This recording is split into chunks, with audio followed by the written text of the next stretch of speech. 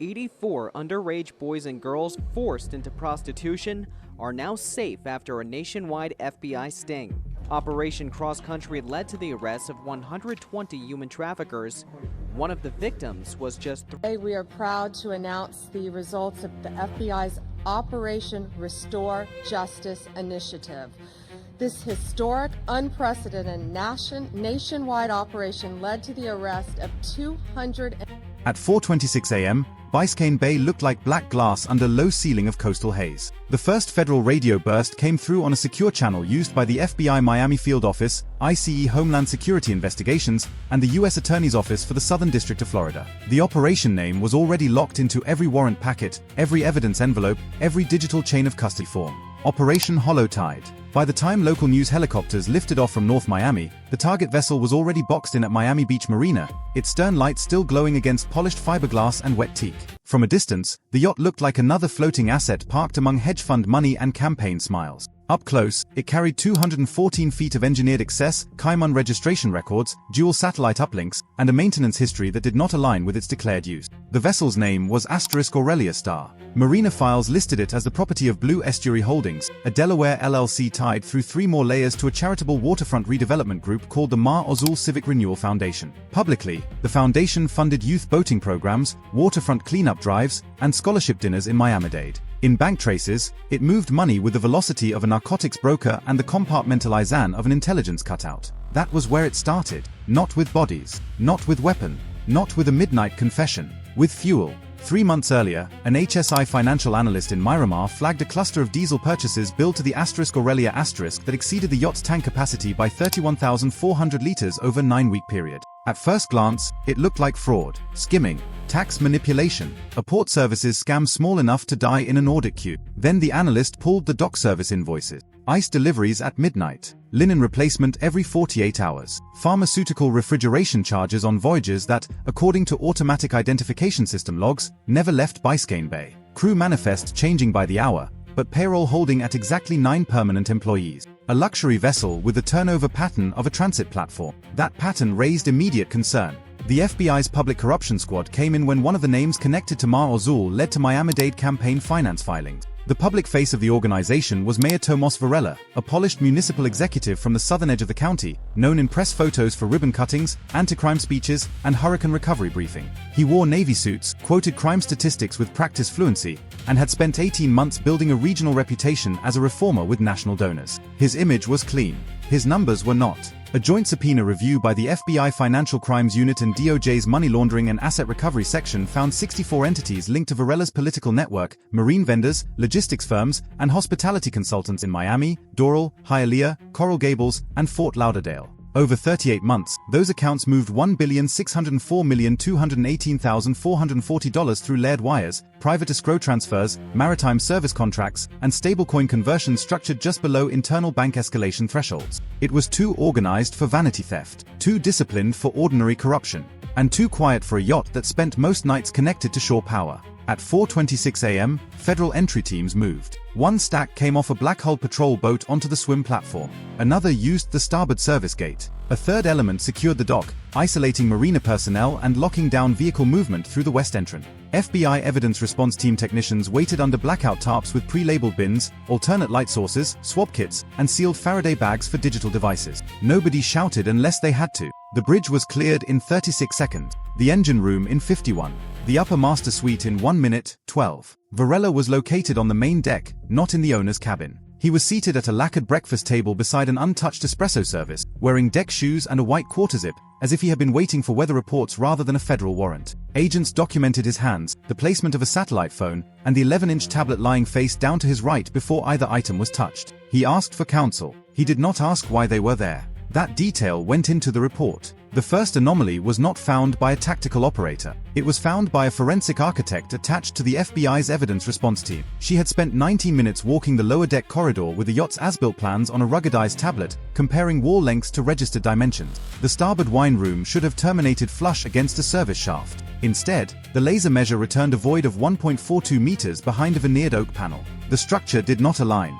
Then came the thermal scan. A rectangular zone behind the bulkhead showed a stable interior reading of 68 degrees Fahrenheit even though surrounding wall sections were holding at 77. The cooling pattern was too even for insulation and too controlled for dead space. An HSI specialist traced a hidden air return beneath a brass floor grate no wider than a paperback spine. The vent carried deodorized airflow with measurable humidity, sealed compartment with controlled ventilation. The panel was pressure-latched from the galley utility side. When technicians opened it, the hinges came away with almost no sound. Inside were 8 narrow bunks, 2 restraint points fixed to the deck rail, 4 packets of anti-nausea tablets, 6 foil water pouches, a biometric fingerprint scanner mounted beside the inner door, and a shelf stacked with blank lanyards from 3 South Florida conference venues. There were no windows. The wall padding had been covered in marine vinyl the color of bone.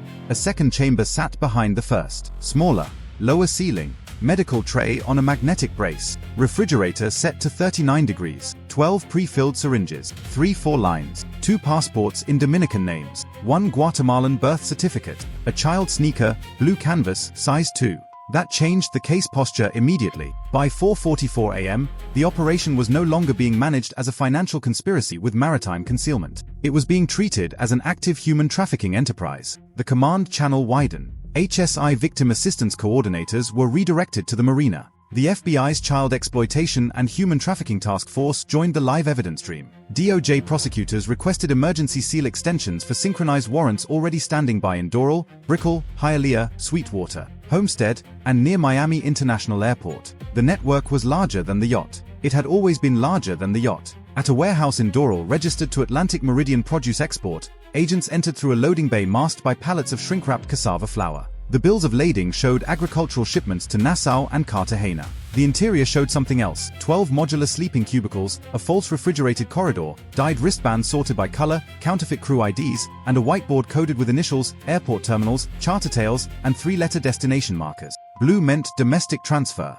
Yellow meant maritime movement. Red meant non-compliant. In Hialeah, forensic accountants served a warrant on a tax prep office with frosted windows and an LED sign advertising rapid refunds. Behind a locked records room, they found 6 ledger books wrapped in butcher paper and arranged by month. Every page used the same notation system: boat slips, event catering, fuel surcharge, transit insurance, guest hospitality, and a recurring mark that looked at first like a check symbol. It was not a check. It was a routing symbol cross-referenced later to a digital escrow wallet. The books matched a parallel accounting platform hidden on a server stack in Brickell. That server room sat inside the 19th floor of a waterfront office tower leased by Mar Ozul Civic Renewal Foundation. Reception displayed framed photographs of shoreline restoration projects and school donation ceremony.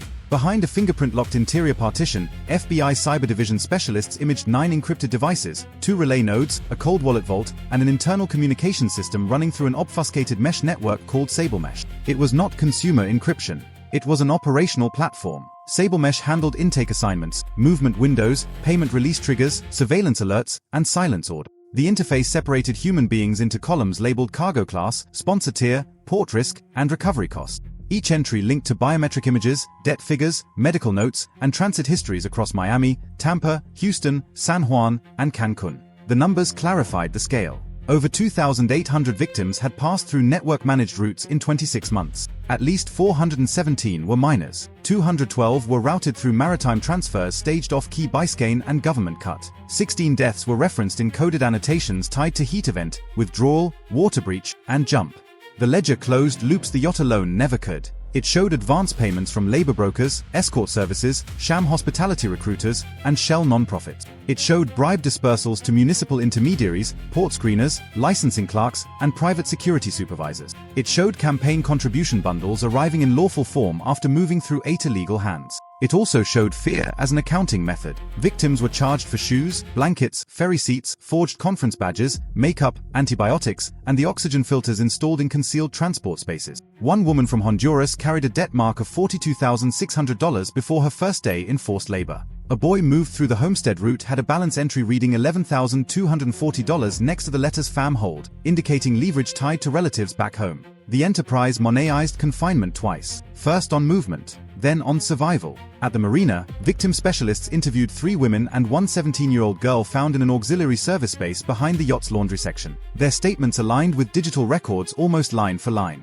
Pickup near a legal intake office. Temporary housing in Little River. Photos taken against branded backdrops to build false hospitality profiles. Transfer to the yacht for offshore screening. threats referencing siblings, visas, and police databases, sedation before movement when resistance increased. One detail appeared in every account. The men overseeing transfers knew exactly when inspections would not happen. That moved the investigation into its final stage. The cyber trace that broke the internal shield did not come from the yacht's devices. It came from a scheduling sync error on SableMesh. At 2:13 a.m. 2 nights before the raid, one administrator pushed an update from a secure terminal but failed to disable metadata replication. The error exposed a secondary credential linked to a county-issued access token. FBI analysts mapped the token to a contracted systems administrator who worked inside the Marine Permitting Office at Port Miami. His name was Luis Armenteros. His monthly salary was $84,200. His unexplained deposits over 14 months totaled $3.7 million. Armenteros had been altering inspection queues, suppressing berth alert notifications, and rerouting random vessel screening assignments away from specific docks tied to Mar Azul.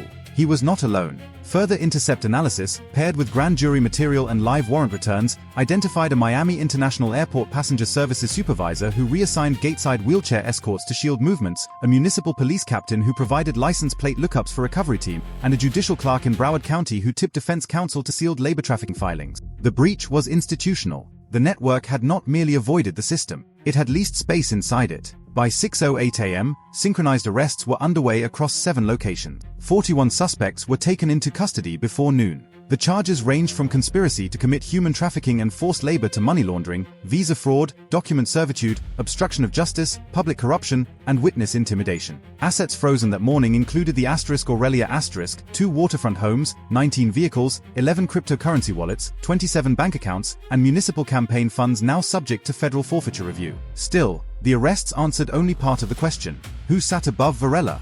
His devices helped close that gap. From the tablet recovered beside his espresso cup, cyber agents extracted a compartmented file disguised as a marina maintenance archive. Buried beneath PDF schematics and pump service records was a contact lattice connecting Mar Azul to recruiters in the Dominican Republic, debt enforcers in Colombia, document forgers in Mexico, and labor contractors in Florida and Texas. At the top sat a user designation, not a name. Archivist. Archivist never appeared in person on transport record. No photos. No direct voice messages. Only approval signatures, revenue ratios, emergency routing orders, and one standing instruction repeated across 73 internal communications. Protect elected cover. That line explained Varela's real function. He was not the architect, he was the seal. He gave the network ceremonial legitimacy, philanthropic camouflage, donor access, and local immunity optic. He opened marinas, chaired task forces, attended anti-exploitation panels, and helped write the language that made the enterprise look impossible. The badge of reform had become a logistics asset, and the yacht was not a trophy. It was a moving firewall. Everything expensive on board had a second purpose. The imported wine room concealed the first chamber. The soundproof cinema masked mechanical noise from the ventilation unit. The stabilized lower hull reduced stress signatures in thermal scans. Even the perfume diffusers mattered. They cut organic traces inside transport spaces and distorted canine scent recognition during casual inspection. Every luxury detail performed work. By late afternoon, forensic teams had finished the first pass on the yacht server mirror. A map of South Florida filled the command display inside the FBI mobile operations trailer. Pins marked the marina, the Doral warehouse, the Hialeah ledger site, the Brickell server room, the homestead residence, the airport contractor office, and a non-profit legal clinic in Little Havana whose director now faced conspiracy review. Wire diagrams ran between them like vascular lines. A system had been charted. Not a rumor. Not a scandal headline. A system. At 7:22 p.m., after victim transfers to protected care sites and the first prosecutor briefings, technicians reopened one piece of evidence nearly missed in the initial yacht sweep, a brass compass mounted in the owner's study. It had no maker's mark and no corrosion despite exposure to salt air. When removed, it revealed a recessed cavity containing 3 micro-SD cards vacuum-sealed in clear polymer and labeled with handwritten dates. Each card contained backup export files. One held payment trees. One held movement logs. The third held insurance, video clips, audio fragments, screenshots, internal camera stills from offices, berths, and conference rooms. Enough leverage to discipline insiders. Enough blackmail to guarantee compliance. Enough proof to show how permits were approved, how background checks were buried, how sealed complaints were delayed, and how local ambition had fused with transnational trade in human beings. That was the final escalation. The case no longer belonged to one mayor, one yacht, or one ring. It reached into procurement offices, airport corridors, court channels, donor networks, private security contracts, and political fundraising architecture built in full public view. The raid on the water had exposed the floorboards beneath the city's polished surfaces. Miami's skyline still reflected clean in Biscayne Bay that night, but the reflection meant less now. Federal teams had measured the hidden spaces. They knew the dimension. If a charity can hide a ledger, if a yacht can hide a cell, if a city can hide a market in plain sight, how many polished institutions survive only because nobody checks what fits behind the wall?